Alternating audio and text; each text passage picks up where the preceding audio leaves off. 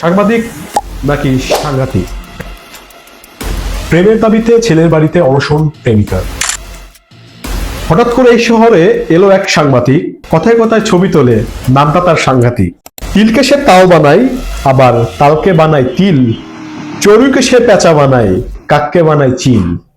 বর্তমান যেমন বস্তা বস্তা ফালতু নিউজে ভরে গেছে পুরো দেশ। এটা হয়তো বলতে পারেন যে সাদাতপুরে যেটা হচ্ছে সেটাই তো আপনারা তুলে ধরছেন, তাহলে কি ভালো কাজ হচ্ছে না সাদাতপুরে?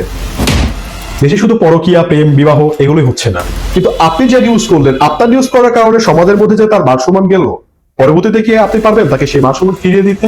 এমন কোনো কিছু নিউজ করবেন না যেটা সাধারণ মানুষের কোনো উপকার হবে না, শুধু আপনার পকেটের উপকার হবে। সাংবাদিকদের বলা হয় মূলত জাতির একটি বিবেক। একটি জাতির উন্নয়নের ক্ষেত্রে সাংবাদিকদের অপরিসীম কিন্তু ভূমিকা থেকে থাকে। ঠিক সেই জায়গা থেকে আজকে আমাদের সাংবাদিকতা কোথায়, আমরা তার কতটুকু অর্জন করতে পারছি?